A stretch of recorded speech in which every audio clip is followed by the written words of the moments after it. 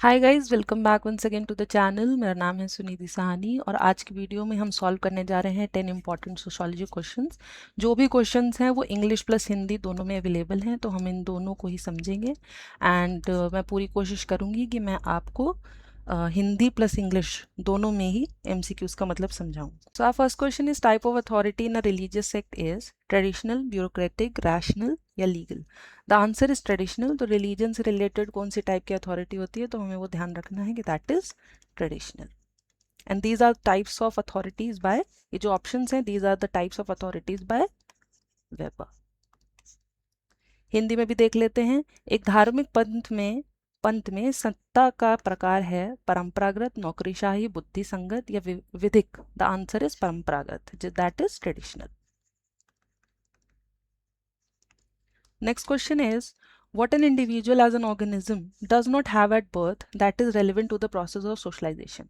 Socialization that means समाजीकरण से related ऐसी कौन सी चीज़ है इन ऑप्शन में से जो एक ऑर्गेनिज्म या एक इंसान के पास नहीं होती है at the time of birth.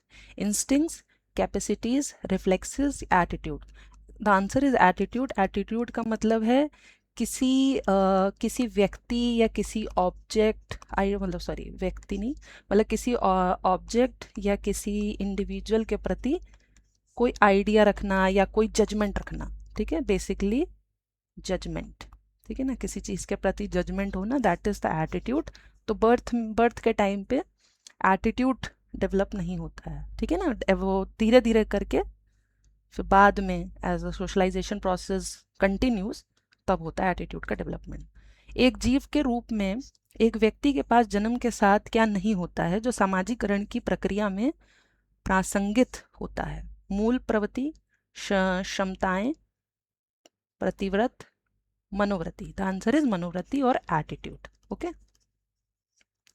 Next question is, who among the following is the author of mind, self and society.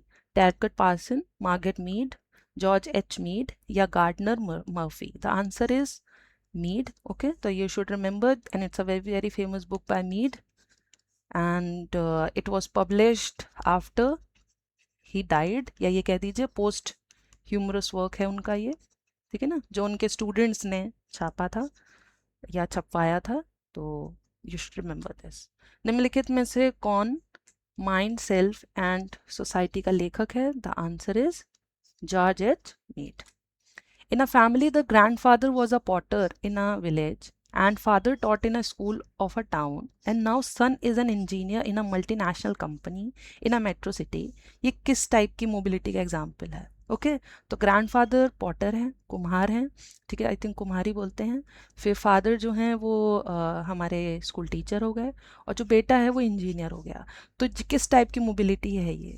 This is, देखिए यहाँ पे क्वेश्चन में जनरेशन्स की बात करी गई है। पहले इन दो जनरेशन्स को कंपेयर किया, फिर इन दो जनरेशन्स को कंपेयर किया, फिर इन तीनों को एक साथ हमने कंपेयर किया। तो it's an inter generational mobility. Intra generational हम तब कहते हैं जब एक पर्टिकुलर जनरेशन में बात हो रही हो। लाइक फॉर एग्जाम्पल, मैं और मेरा भाई, हम लोग एक ही जनरेशन है। ठीक है, बिकॉज हम दोनों ही अपने पिताजी के क्या हो गए, बच्चे हो गए।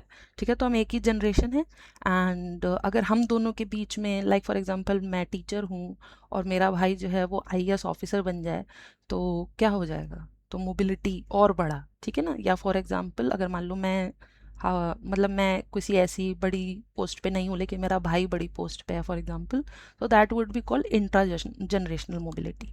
ओके, एक ही जनरेशन में जो हम देखते हैं। एक परिवार में दादा एक गांव में कुम्हार था, पिता ने शहर के एक स्कूल में शिक्षण किया, और अब पुत्र महानगर में बहुराष्ट्रीय कंपनी में एक इंजीनियर है। That is the answer of intergenerational या अंतर पीढ़ी गतिशील। Question is, who said that revolutions are locomotives of history? Hegel, Kant, Marx या Engels? The answer is Karl Marx. ठीक है, तो कार्ल मार्क्स का ये फेमस स्टेटमेंट है, revolutions are locomotives of history. That means कि रेवोल्यूशन होगा तब मतलब एक हिस्ट्री, मतलब हिस्ट्री में हिस्ट्री को आगे बढ़ाने के लिए रेवोल्यूशंस होते हैं। ठीक है, तो बेसिकली हिस्ट्री को चलाने वाला जो एक कह दीजिए पहिया है या गाड़ी है, वो दैट इज रेवोल्यूशंस। तो यहाँ पे हमारा marks would be the right answer. किसने कहा कि क्रांतियां इतिहास की इंजन है? लोकोमोटिव्स मतलब engine. Match the list 1 with list 2 and select the correct option. I have not mentioned the quotes. I am going to tell you the correct answer directly. ठीक है, हम quotes नहीं करेंगे, हम directly यहीं solve करेंगे. Law of three stages, organic analogy, division of labor, primitive culture, ये किसने दिया है? देखिए, law of three stages is by Comte, ठीक है ना? Organic analogy is Spencer. Division of labor is Durkheim, famous work, and primitive culture book by Tylor. Okay, तो यहाँ पे हमारा जो आंसर है दैट वुड बी ए का बना 3, बी का बना हमारा 4 एंड सी का बना 2, डी का बना 1. 3 4 2 1. तो यहाँ पे भी उसी तरीके से होगा 3 2 4 1. ठीक है ना? डिवीजन ऑफ लेबर डरखाइम का है, ऑर्गेनिक एनालॉजी स्पेंसर की है, प्रिमिटिव कल्चर जो है वो ये इनका है, क्या बोलते हैं, टाइलर का है, and law of three stages is by Comte. Okay,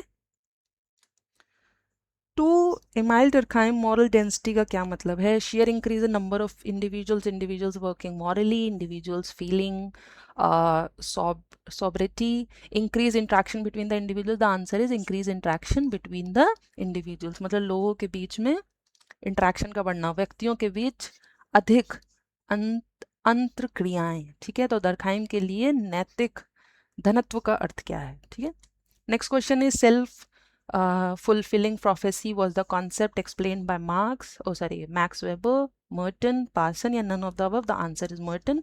self fulfilling prophecy का मतलब होता है कि मान लीजिए आप कोई नेगेटिव चीज़ सोचते हैं, लाइक फॉर एग्जांपल मैं एक कोई नेगेटिव चीज़ सोचूं कि मैं बेकार हूँ, मैं बेकार हूँ, बेकार हूँ, और वो असल में मतलब हो सकता है मैं बेकार ना हूँ, मैं कमज़ोर ना हूँ पढ़ाई में, लेकिन मैं क्योंकि बार बार मेरे को यही चीज़ बोली जाती है कि you are bad, you are weak in your studies, तो वो इवेंचुअली वो चीज़ सच हो जाएगी. और उस सच हो जाने को ही, उस भविष्यवाणी को सच हो जाने को ही हम सेल्फ फुलफिलिंग प्रोफेसी कहेंगे. स्वत साधक भविष्योकित की संकल्पना की व्याख्या किसने की है? तो ये मर्टन ने की है. Who has studied Robben Islanders? Brown, Fraser, Malinowski, Durkheim. The answer is Malinowski, and it's a famous work by Malinowski. Robben Islanders का we have done a video on it also. तो आप पूरा इसका Robben Islanders में उन्होंने क्या क्या concepts की बात करी, like cooler ring, cooler exchange ceremony या कूलर रिंग का जो कॉन्सेप्ट है उसके बारे में, एंड पार्टिसिपेंट ऑब्जर्वेशन को बढ़ावा देना करना चाहिए. ठीक है, व्यक्ति को नेटिव लैंग्वेज समझनी चाहिए, जिस सोसाइटी की भी वो स्टडी कर रहे हैं या जिस कल्चर की भी वो स्टडी कर रहे हैं, तो उनकी नेटिव लैंग्वेज को समझना चाहिए. तो ये कुछ बेसिक चीज़ें हैं, या ये कह दीजिए बहुत इंपॉर्टेंट चीज़ें हैं जो इन्होंने अपने इस काम के थ्रू बताई हैं. ठीक है ना? तो trouble Islanders is by Malinowski. So thanks for watching this video. ये जितनी भी MCQs की वीडियोज़ हैं उसकी प्लेलिस्ट अवेलेबल है इन द डिस्क्रिप्शन बॉक्स, उसका लिंक अवेलेबल है इन द डिस्क्रिप्शन बॉक्स.